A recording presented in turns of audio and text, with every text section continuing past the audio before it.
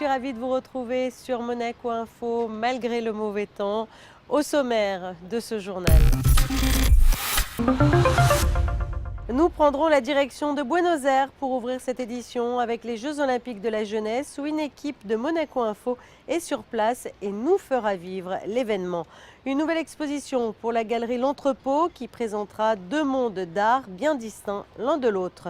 Hassan fait son show, retour sur le spectacle de l'humoriste Made in Monaco qui vient de se tenir au Théâtre des Variétés. Et puis nous refermerons ce journal avec notre Focus Info qui sera dédié aux assises de la sécurité et des systèmes d'information qui se tiennent actuellement au Grimaldi Forum. Et direction Buenos Aires à présent, où notre équipe qui suit actuellement les Jeux Olympiques de la jeunesse s'est intéressée aux rassemblements olympiques qui se sont déroulés en parallèle de ces Jeux, et notamment deux d'entre eux, le Forum Olympisme en action avec la 13e session du Comité international olympique. Plus de détails avec Émilie Rousseau sur des images de Sylvain Péroumal. Plus de 1600 personnes de tout horizon se sont réunies à Buenos Aires pour le tout premier Forum Olympisme en action. Un événement qui est la mise en œuvre des réformes engagées dans le cadre de l'agenda 2020 du Comité international olympique. Le rôle du sport dans la société était l'une des lignes directrices de ce forum. Débats, ateliers, conférences auront rythmé les 2 journées de l'événement.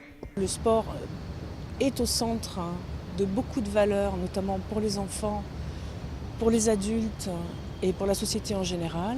Et nous avons eu grosse intervention, notamment de Ban Ki-moon, qui est maintenant président de la commission d'éthique. Nous avons aussi eu un très beau moment émouvant puisqu'il y avait l'équipe des réfugiés qui a participé aux derniers Jeux Olympiques sous l'égide du CIO.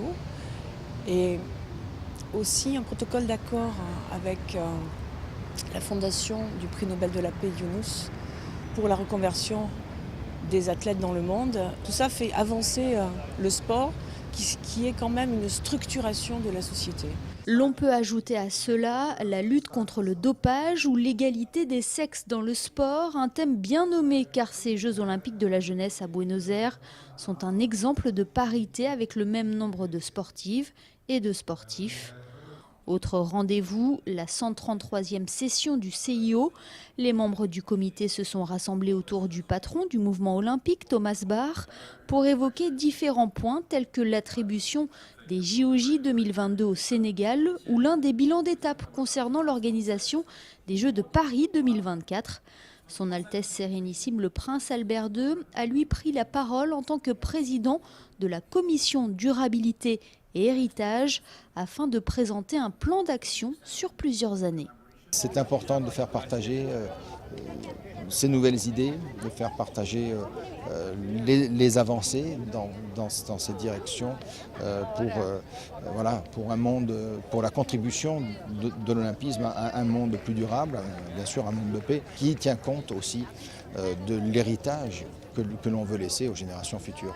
La durabilité et l'héritage sont deux aspects qui n'ont pas été négligés par le comité d'organisation des JOJ de Buenos Aires.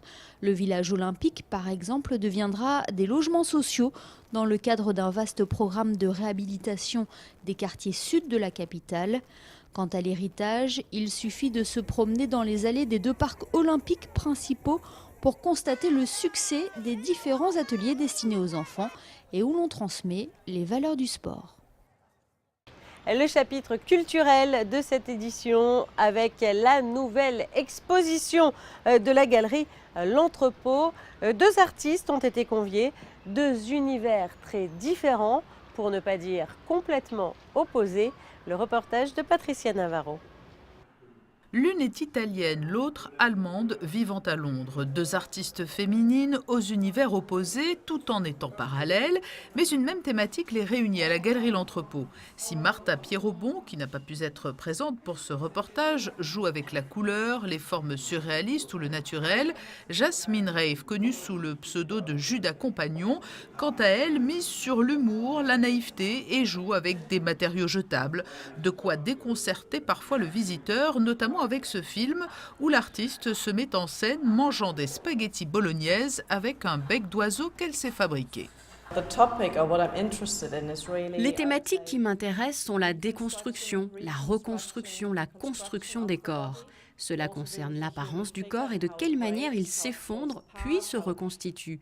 Récemment, je me suis intéressée à l'intelligence artificielle, mais mon travail n'est pas futuriste ou ne relève pas de la science-fiction. Non, c'est plutôt la séparation du corps, ce qui ne fonctionne pas ou présente des dysfonctionnements, puis fonctionne à nouveau. C'est vraiment cela qui m'intéresse. Au-delà de ce surnom de Judas Compagnon derrière lequel se cache Jasmine Rafe, l'artiste explore donc la métamorphose des identités humaines et s'exprime à travers plusieurs techniques, la vidéo, la peinture ou la photographie. Tout est lié à l'autoportrait, que ce soit dans la photographie, dans la vidéo, c'est toujours moi. Dans les sculptures ou l'aluminium, c'est mon visage. Il s'agit de ma vision de l'expression de moi-même. Mes travaux sont parallèles. Parfois, je commence à dessiner parce que j'ai une idée et que je veux voir ce que cela donne et aller plus loin. Mais je peux poursuivre dans le dessin ou choisir d'en faire une sculpture ultérieurement ou même de faire un film à partir de cela. L'exposition conjointe de Martha Pierrobon et Judas Compagnon se poursuit jusqu'au 28 novembre à la Galerie L'Entrepôt. Hassan fait son show, c'est le titre du spectacle de ce trentenaire, infirmier anesthésiste au CHPG.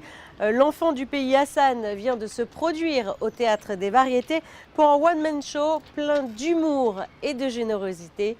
Le reportage de Fabien Bonillard. Ça t'entendu pas? Je viens vous voir un par un. Bonsoir, ça va? Salam alaikum, ça va? Ouais? Douche, c'est gratuit. Voilà. Bonsoir, je passe par là, ça va? Bonsoir madame, ça va? Salam. Oh, ça va bien? Danse des épaules, cadeau. Hein? Hassan Moukfi, certains d'entre vous le connaissent, vous avez peut-être partagé même les bancs d'école avec Hassan et vous avez dû bien rire. Cet enfant du pays a effectué toute sa scolarité en principauté jusqu'à devenir infirmier anesthésiste au CHPG où il sévit toujours. Et depuis plus de 3 ans maintenant, Hassan a décidé, en plus de soigner physiquement l'humain, de soigner également son âme par le rire. Hassan Moukfi est humoriste, nous l'avions suivi en 2015 pour sa première au Théâtre des Variétés. 3 ans après, toujours dans ce même théâtre, Hassan fait à nouveau salle comble. Avec son spectacle, Hassan fait son show. J'ai la chance d'avoir des choses comme ça qui sont lors de l'exceptionnel, que je trouve super plaisant. Et j'ai mon quotidien qui me ramène bien sur terre à l'hôpital tous les jours, qui reste quand même encore le gros de mon activité. C'est juste que ça permet, entre plaisir et travail, j'y trouve un équilibre. Donc c'est des choses que du bénéfique qui m'arrive en ce moment. C'est un spectacle qui a évolué, c'est un spectacle qui est rodé et c'est essentiellement le même spectacle, c'est toujours qui est Hassan de Monaco. Et dedans, en fait, ce qui a vraiment changé, c'est comment j'amène les choses et surtout, j'ai pu peaufiner certaines parties avec des réactions du public. Donc, je l'ai rendu un peu plus interactif et en tout cas, égoïstement, moi, j'y prends beaucoup plus de plaisir et j'espère en donner encore plus avec ces mini-modifications. Et puis, il y a eu l'époque du lycée, ma meilleure période. Moi, j'étais dans un lycée d'exception ici. J'étais au lycée Albert Ier. Mais un lycée d'exception. Ah ouais, s'il n'y en a pas, ce serait bizarre ce soir. Hein. On est d'accord, c'est un lycée incroyable. Un lycée qui a vu des grands noms sortir de ses murs. Mais je sais pas moi, des poètes, des musiciens, des hommes d'affaires. Si je vous dis par exemple, Léo Ferré, lycée Albert Ier. Claude François, lycée Albert Ier. Dominique Strauss-Kahn.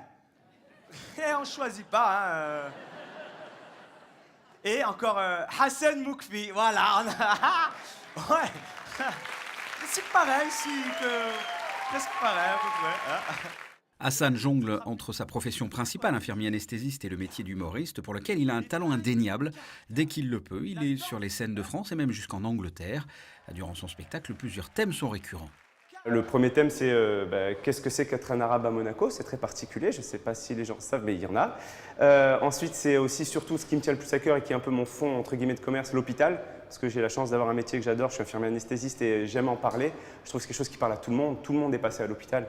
Donc c'est quand même quelque chose d'assez important. Et la dernière, j'essaie de rendre un hommage sur une idée qui me tient à cœur, c'est un peu un hommage à mes parents, qui, je trouve, ont fait le bon choix et m'ont inculqué certaines valeurs, et en l'occurrence la valeur du travail et du travail à l'école.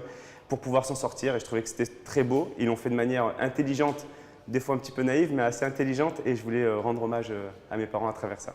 Et même au bloc opératoire où je travaille, des fois quand je craque, moi je fais des blagues. C'est vrai. Bonjour, ça va? Ouais, moi je m'appelle Hassan, ouais, et c'est moi qui vais faire doudou de toi-même. Voilà. Attends, excuse-moi. Rachid, tu as vérifié le respirateur? Oui, il faut vérifier le liquide et le gaz. Sinon ça va encore faire boum comme hier. Ah, pardon, quoi? Oui, ça va bien se passer, oui. De toute façon, vous avez dit au revoir à la famille. Ah non? Ah bah quand même, hein, on ne sait jamais. Non, ça va aller. Oui, Inch'Allah. Depuis plus de 3 ans maintenant, Hassan Moukfi s'est fait un nom dans le milieu du one-man show. Il sera à Bruxelles dans 2 semaines, à Paris en novembre, tous les mardis matins dans une chronique sur France Bleu Azur, et des extraits de son one-man show passent très régulièrement sur Rire et Chanson. La 18e édition des Assises de la sécurité et des systèmes d'information se tient actuellement au Grimaldi Forum. Et cette année, une nouveauté, un espace a été attribué à des entités monégasques dédiées à la sécurité numérique. C'est notre Focus Info du jour, il est signé Fabien Bonilla.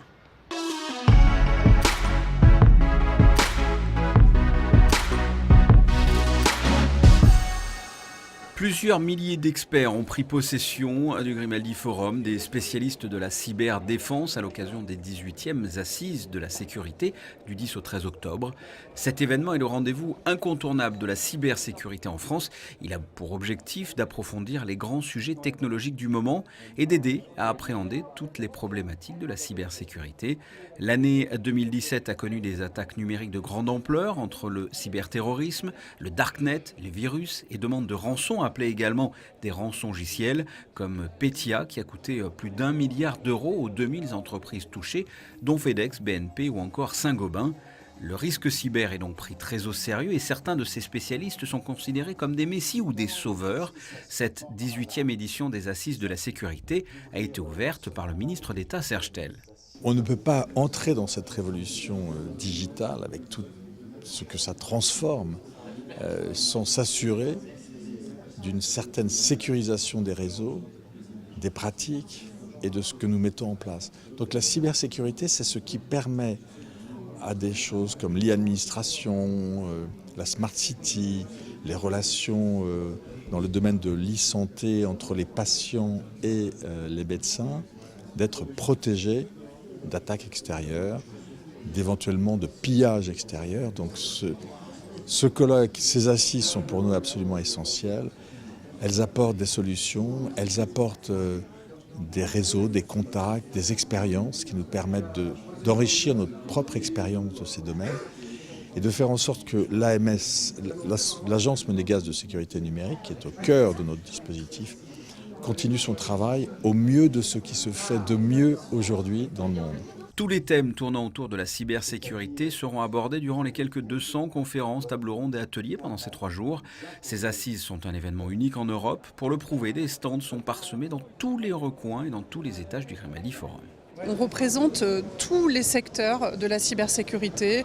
Alors ça passe par la détection, l'analyse de risque, la prévention, mais aussi l'identité numérique, ce qu'on appelle l'IAM, donc qui est l'authentification des acteurs, qui est un élément important de la cybersécurité.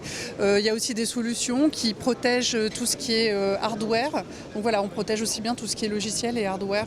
Voilà, tout le panel des offres de la cybersécurité, on peut le trouver chez Exatrust. C'est le rendez-vous annuel de la cybersécurité, ça fait déjà 18 ans que tout le monde se regroupe pendant une semaine ici, donc c'est génial, on rencontre tout le monde.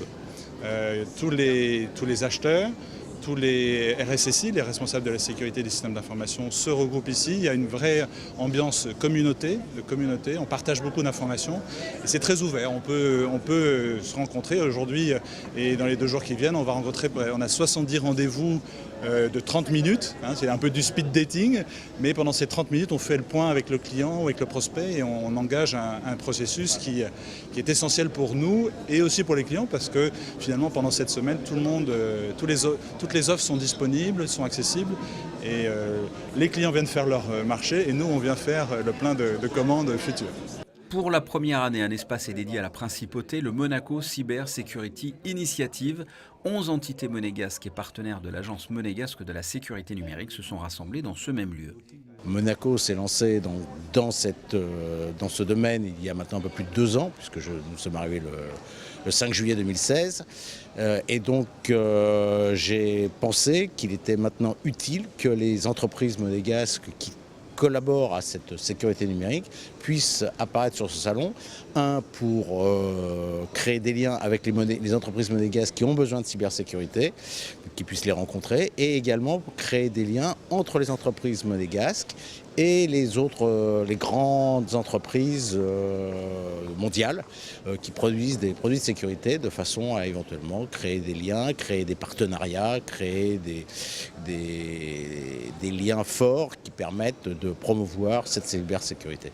Pour finir, la cybersécurité est un marché porteur. Pour faire barrage à la cybercriminalité, de nouveaux métiers voient le jour. Par exemple, 2 entreprises de l'espace Monaco Cyber Security Initiative sont des cyberassureurs. Il faut savoir que le coût moyen d'une attaque informatique dans une entreprise d'environ 2 à 300 personnes est de l'ordre d'1,5 million d'euros. De quoi donner envie de s'assurer contre la cybercriminalité. Alors vous le savez, le temps est assez instable en ce moment. Comment s'annonce le week-end? La réponse avec la météo. Retour du soleil annoncé vendredi, maintien d'un temps ensoleillé pour la journée de samedi. Dimanche, retour des nuages avec une arrivée de la pluie dans la journée de lundi. Mais le soleil reprendra le dessus dès mardi. Les températures seront encore agréables avec des maximales qui afficheront 22 degrés. Ce journal est à présent terminé. Merci pour votre fidélité. Et puis quant à nous, on se retrouve très vite sur Monaco Info. À très bientôt.